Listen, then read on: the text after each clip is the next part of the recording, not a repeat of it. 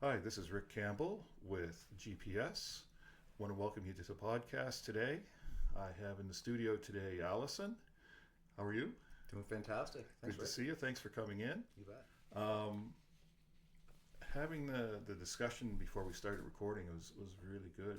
There's a lot of stuff there that I'd like to see you get into and talk about. One of the first questions is that I'm going to ask you is how did you come to faith? Good question. I suppose my answer for that would depend on where to start with that answer. Well, you can start wherever you like. Well, when I came to faith, the moment I took that moment, took the plunge, I would say, would be just last year. Okay. So that was at the Band of Brothers boot camp in Spryfield, Halifax. Okay. It's every fall. I've been going for years. And there's just this amazing man that just never gave up on me the whole entire time since the first time he met me. And we were doing baptisms, and Right. he just looked at me and he said, "Your turn." Your turn. And I'm like, I think I'm good. Okay. I think I got this, Right. And he's like, get in the water. Okay. And he literally got in the water with me, Okay. plunged me in, and when I come out of that water, I could barely walk. Wow. They had to literally pull me out of the water. Okay. Like, I really looked at that. Like, I'm a symbolism person, Mm-hmm. right? And the symbol for me, I knew if I was gonna do this, this was a fresh start, and I wasn't going back. Right. This is it, right? So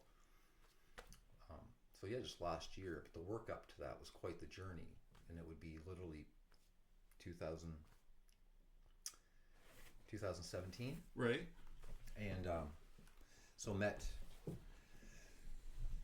this gentleman. He comes into my house. It's like a sales call, Okay. it's all the stuff, and then he could kind of see the pain that my wife and I were in, Okay. and he just asks the question, like, so what's the why that makes you cry?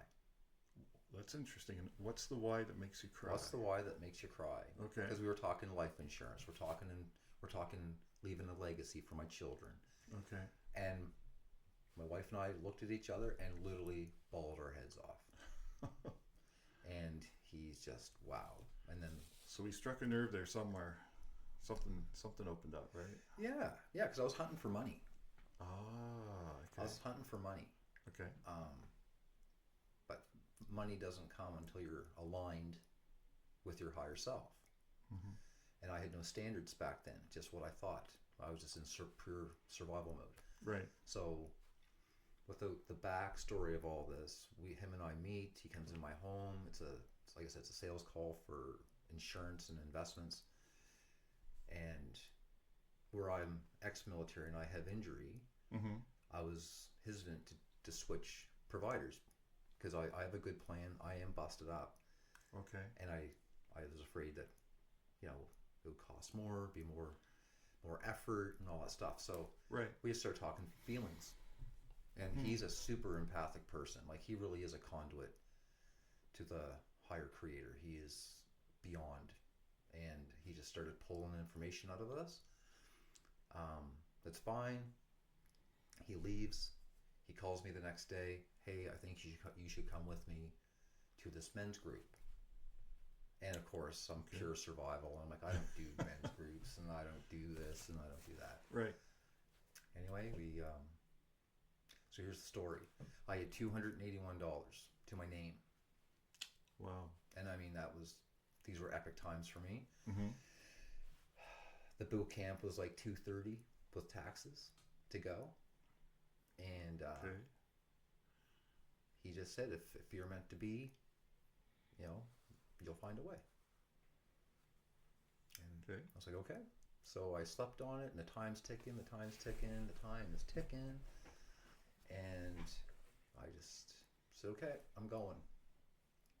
Packed my little bag, my sleeping bag, and they have bunks there and stuff, and it's like kind of like a little military kind of encampment kind of. Right. Paid it, left my wife with $31 at the end of the month with the rent coming and all that. Oh boy. Oh yeah. Yeah, and of course she is. We've been together for now. We just hit our 21st wedding anniversary. Oh, congratulations! That's great. Thank you. In it to win it all the way. Oh, awesome, man. Right? That's great. Never like she's my rock, and left her with $31. So like, all right, here we go. So off I go, and changed my life. It actually changed my life, but it wasn't Christ and the church and religion right off the bat. It was like, wow, am I an a-hole? Okay. I am so selfish. I cannot believe what I am not doing right now. So, and it was all about my kids and my wife, but mostly the kids. Okay. So that's great. I come back, big redemption time. I call everybody and bawling my head off. I had to sleep for 3 days.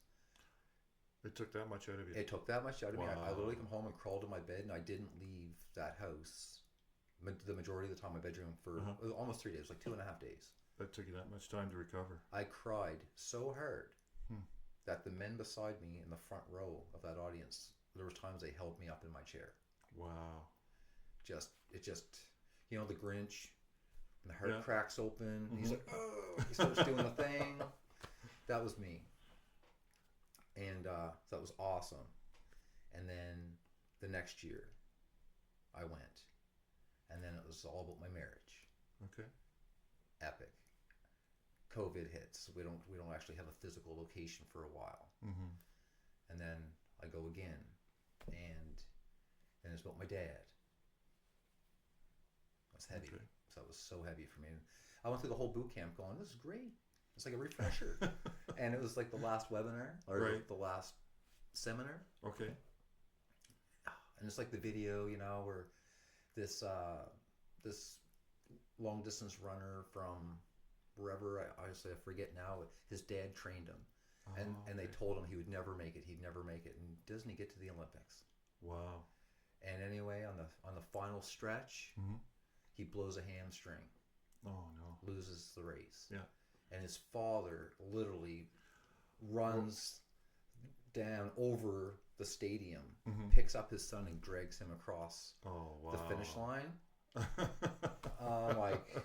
Like I'm on end right now. Yeah. Okay. And I'm like, so that was the whole Dad, where are you for me? Okay. And all that. And then last time I went, it was so great. They actually invited me into leadership. Nice. So tell me a little bit about Band of Brothers then. Band of Brothers, it's Christian faith. Right. Jesus is the way. Okay. Right? He is the standard, Okay. which is amazing. Mm-hmm. And it's a 3-day. Well, they say shut your cell phones off, but I left my phone in the car. Okay. Like no distraction. I'm going there to learn. Right. Right. So first, I'm a philosopher. I'm a learner. The faith was not a part of me at all. Okay. Right. So I had to learn, like, what is that? What are these systems? What are these methods? Why? I'm a why behind the what. Okay. And so you show up, and it's a complete system, and you do a seminar, you reflect, you journal, you have quiet time, and then you gather, and then and you just rinse and repeat for 3 days, and it's like different things, the purpose of a man, the adventure of a man, fatherhood, fighting for the heart of your beauty, your wife. Okay. And then what being a man of God is. Okay.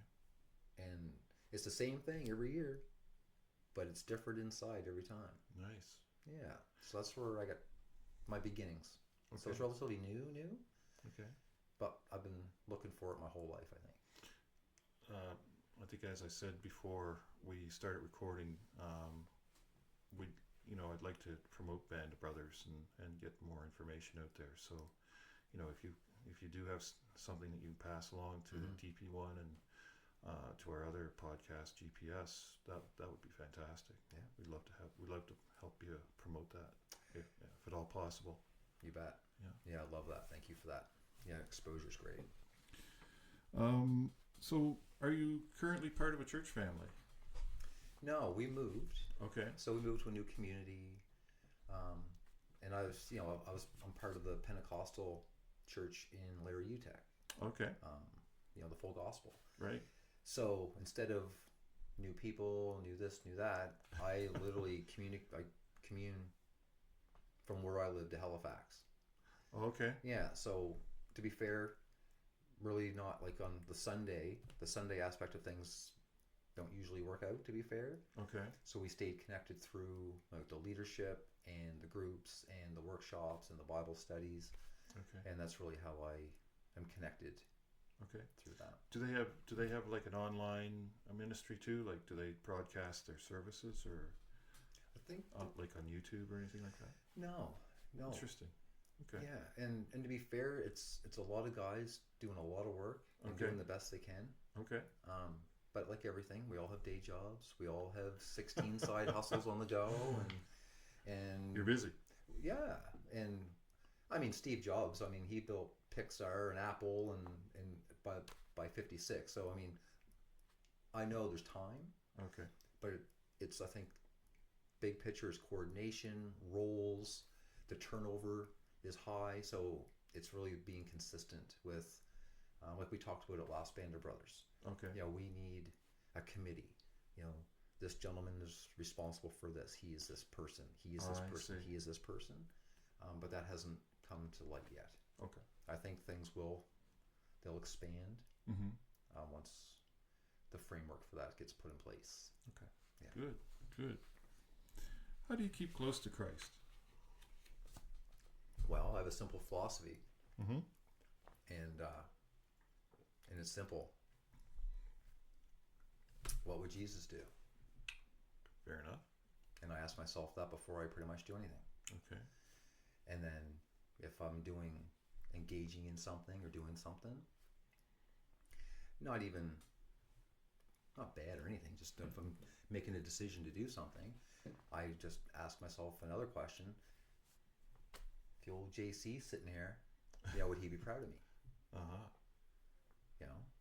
So it doesn't allow me to hide. Okay. So I walk with Christ every day.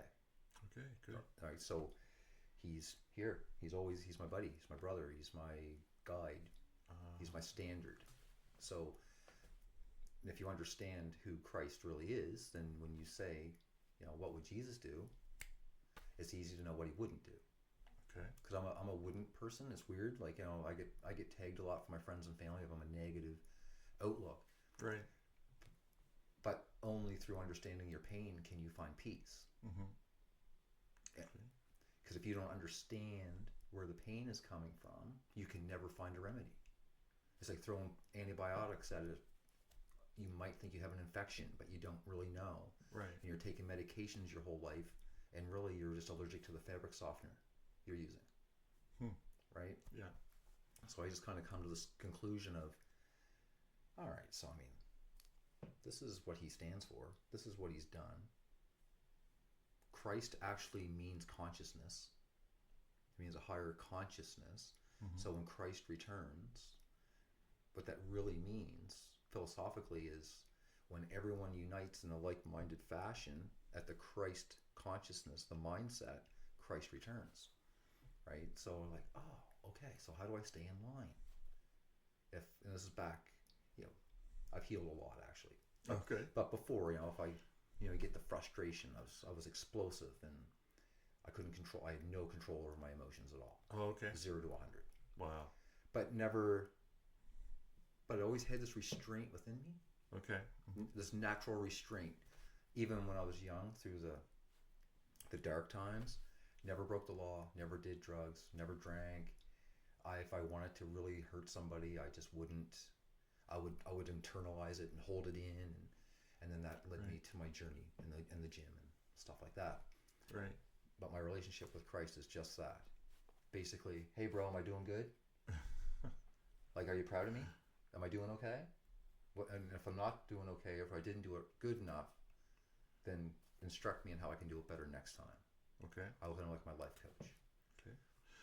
Do you find like if you're reading the Bible, do you find that God speaks through you that in that way? No, Interesting. no. And to be fair, I'm not overly biblical. Okay. Um, I mean, the passages are great. The passages and the Psalms really help me with my healing, and they help me in my life. And there's a lot of value there for me. Mm-hmm. But if I read a passage or if I read a verse, yes, it reminds me of something, or it'll anchor something in me of like, yes, this is a value, that's a virtue, this is that. But no, I don't. To be fair, I really don't have a super deep connection with the Bible itself. Okay. Yeah, mine's really with Christ. Okay. And it's not to just defame anything at all. Mm-hmm. I don't know. For me personally, it just works so well. If I start getting like that in my mind, the negative thoughts, I literally get a tap on my shoulder just like that, going, "Hey man, what's up?" Okay. Yeah. So a verse doesn't come to my mind. It goes, "You know better than that." That's what I get. So when I read the Bible, that's what I get. I learned that. I need to work on this. I understand that. Wow, that's amazing. That's what I receive Okay. from the written word. Mm-hmm. But again, it always goes back. It always goes back to my my spirit friend, right? Okay. My life guide. To be fair, yeah. Okay.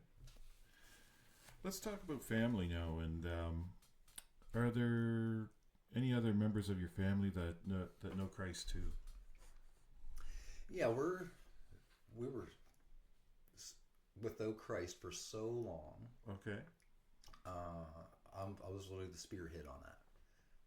So once you came to know Christ, then your family just followed along, like your wife and kids and everything? Not so much like, "Hey guys, this is awesome. Come with me," like because they're skepticals too. Okay. Right. They have questions. They always have questions, and Yeah. I have 10,000 questions still about things. But there's just things that make sense, and there's things that don't, and there's things that are worth digging up, and there's things that's not.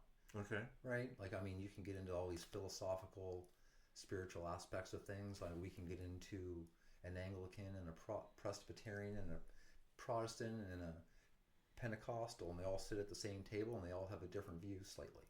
Oh, okay. So I didn't find value in picking that apart at all. Mm-hmm. You know what I mean? You all have your belief, you all have your thing where you come from. For me, the common denominator is Christ. Yes. So when I do a lot of work in churches, I do a lot of HVAC, repair, installations, cleanings. Oh, okay. So the question comes up within seconds of like, so what church do you belong to and all that stuff. I said, I belong to the Church of Christ. And I just defuse it all. Oh, okay. And it doesn't matter. I mean, I work with Catholic Church and I work with the Pentecostal Church. But yeah, when to get back on that, it was really, my wife started seeing changes in me. Oh, okay. She's like, okay, he's approachable. He's listening. He actually shows he cares. He's not just money fixed. He's spending more time with the kids. He's not having an anxiety attack. Sitting still. Like I'd be like 110 heart rate sitting still. Wow. Having pure physical panic attacks driving, completely physically frozen driving down the road. Is this where you had mentioned about like being explosive, like emotionally? Yeah. Oh yeah. So I take it that went away too? Yeah. Wow. Yeah. Yeah. So my wife, she's involved with the Hearts of Beauty.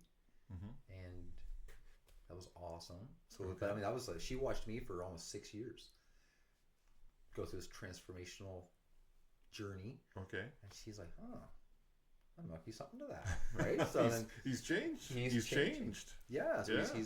There's a transformation there, and so she's with me, and my two youngest are now this year 13 and 9. Okay. My 13-year-old, she's so much like me when I was young. Oh, it takes right after Dad. Oh man, she's like yeah. my shadow, right? So, and we're besties. It's amazing. The same thing though. She's going through the exact same mindset I did. She's like, I'm not doing that. I don't know about it. It's corny. It's this, it's that. Because they get a lot of ridicule. I mean, the schools. Well, yes, that's true. Yeah. So there's a language here. Like, you don't want to be preachy, and you don't want to force your beliefs on people and stuff, right? So, so for us, we just took the approach of listening to people and then just offering straightforward advice if they're open to it. Okay. So because I have such a massive history in mental health that was not faith-based, I really gravitate towards the philosophical aspect of healing. Okay. And then for me, it's philosophy is the surgery, but Jesus is like the medication afterwards. So to make sense of that, I could make sense of everything in my life, but still be freaking out, right? Still be terrified and mad and sad, and it really is fear and love, right? So I was in pure fear at all times, and every other negative emotion comes from fear.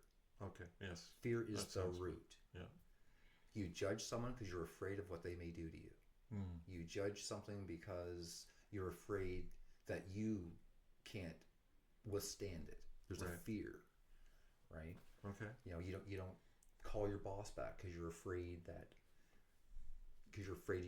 about not having the skills to have the conversation. There's always a fear. So with my family, with all this, I guess with my rambling, with my getting to, with all of this experience with my family, my 13-year-old daughter is literally just watching me. She's watching my behavior. Wow. Because children model you. They don't listen to you. They model you. They're watching all the time, aren't they? Yep. Yeah. My dad, forgiven. It's not about that anymore. There was a time though. Okay. That if he was 6 feet under, I wouldn't have cared. Wow. For real. But there's times now in my adult life, I reflect back on him and be like, wow, that was him. I just did that. Or I just accomplished that, or I conquered that, and that was him. Wow. So I modeled him. Okay. Right? So my daughter's modeling me.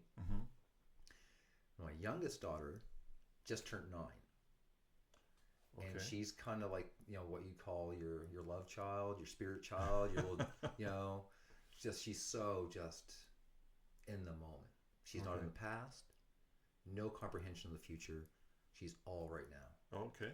And 13-year-old, she is literally all in the past. Okay. Right? You mess around with me before, you're done. But that was me. So she modeled me. Right.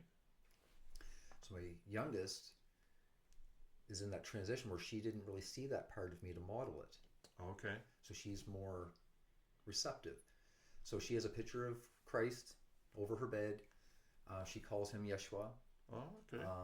He protects her when she sleeps. She has a really big bedroom. She feels alone in there. She's right next to us. Okay. But she's like, he's got my back. And he's pure love. That's great. And yeah, so it's interesting. Yes. It was interesting. But no one just followed me. No one just followed me like that. It was more, it took some time. Yeah, what's this guy doing? What's Dad doing now? What's he up to? Okay. Right, because I've taken so many courses and so many... Would you say it's sort of like a light slowly coming on and then brightening up, and then they're seeing, a totally different husband and dad? Yeah, more of a lot of things. Okay. So what I had to stop doing was being so biblical in my house. Because that gets into the, like that part. Like, okay, got it. Right? Don't go away and come back and then learn something new and throw it on us, is what they're really saying. So what you're saying, I get what you're saying is that you had to live it. Gotta model it, 100%. Okay. Trust is only built through time. Like time plus new behavior equals trust. So I have new behavior. Right. But I have no time. Okay. Because in the past, my wife would say, "Yeah, you say this all the time. Yeah. You say you're going to stop, but you just do it again." So I had no time. So you just, because we live in 3D time and space, right? Yeah. It takes time to get there. So my family's just really watching me to see what I'm doing, see what I'm up to, see what I don't do. So they're seeing that light come on, aren't they? And it seems to be getting brighter day yeah, by day. yeah. Without making it like a recruitment aspect, it's like a higher quality of life. It's an enriched marriage. It's a more wholesome relationship with my children. It's giving them their space and being quiet, because I have this philosophy of always teaching my kids, Mm-hmm. but that gets in the way of being a dad. I see. You know, hey, you do know that. And then Phoenix, she's 13. She's like, Dad, I know, all right. And I'm like, okay.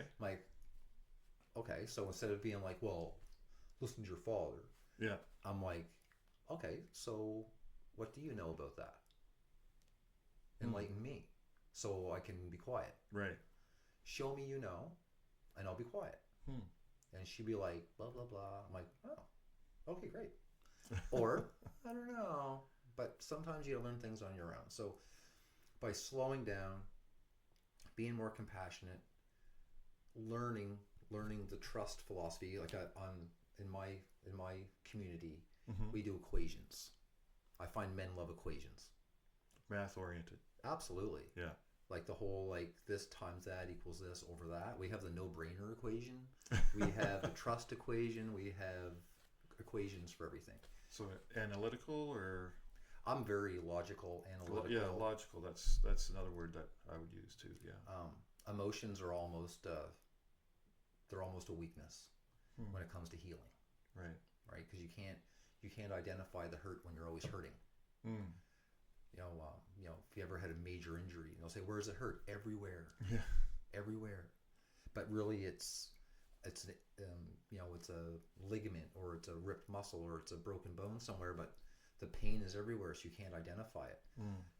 So I've learned. I mean, some people have said that I disassociate with things, Okay. and I do, but not. I do intentionally for a short period of time. Right. So if I feel like the emotions well up, I've trained myself now where I can literally go stop, and I just like literally can just like just unhook it, Okay. and just set it on the table and look at it and be like, okay, what's your problem? Right? Like, what do you want right now? Okay. I was feeling good a minute ago. Right. So what's this all about? Yeah, what are you doing? Yeah. You don't belong here. And then I study it and go, oh, actually, you do belong here. That's an unresolved issue. It was a Okay. trauma I've buried, or it's something I've eluded, or so logically, Mm-hmm. like I said, in the community, everybody has a box. Right. It can be a matchbox, a shoebox, doesn't matter. All right, everybody, we're getting deep. Everybody, put your emotions in the box. We're logic land. Okay. We're logic only. We're going to read the map. We're going to study the terrain. We're going to orientate the compass, and we're going for it. Who's Right. ready? Right? Because my army career taught me to cry when the war's over. Oh, okay. My life with my dad taught me, you can cry when it's done. Oh, okay. But man, be a man right now. Sort it out. Figure it out. So I was like, okay, if you're a leader, you got to figure it out. Leaders, as a leader of a battalion, a platoon, a company, your family, if you're on your knees crying on the side of the road, you're not leading your family. No. And that was always me. Blowing up, emotional, disconnected, unavailable. So I was like, okay, this is ridiculous. So I'm like, I'm going to learn to catch it. So like the show Dexter. Have you ever Mhm. seen the show Dexter, where he calls it the monster, the darkness? Oh, okay. Well, I wasn't killing people on blood slides, No. but to be fair, I had a darkness. Ah, okay. And when I was younger, I'd always try to snuff it out. Mm-hmm. But your shadow self is always a part of you. And I didn't know that. I was trying to kill it. So I'm very visual, and I know what my monster looks like. He's with me also. But now he's on a leash, and he's there only if I need him. So instead of killing it, subduing it, imprisoning it, separating myself from it, I become its friend. So that was my healing aspect of like, why am I not getting better? I'm on the pills. I'm in the therapy. I'm praying, I'm this and that. Like, Yeah. but the pain just kept coming back. Okay. So for me, yeah, I just learned to, the moment when your heart rate goes up Mm-hmm. and then something happens. Right. Well, the moment before that. Okay. So I trained myself to be the moment before the moment something bad happens. Right. So then it'd be like a trigger. So I'd just be, oh, there's that thing. There it is. And I'd be like, and I would just stop everything and be like, looking for it. What is it? Is it internal or is it external? Where is the stimulus coming from? Looking for it, And then that's where I disassociate. I just literally just take the heart out of my chest. I put it on the table and I use my brain. Okay, logically, what's going on? Right. That guy's tapping his finger on the table and I want to break his arm off and beat him with it. Right? It's like, okay, so is that my problem? No. Is he doing anything wrong? No. Okay. Am I being ridiculous? Yes. Is this my problem? Yes. Okay. Done. So to me, that's over now. Then I do the thing where, all right, Mr. Chapman, smarten up, right? But see, I didn't have Christ then. So Christ for me equals compassion. Okay. He is my compassion. So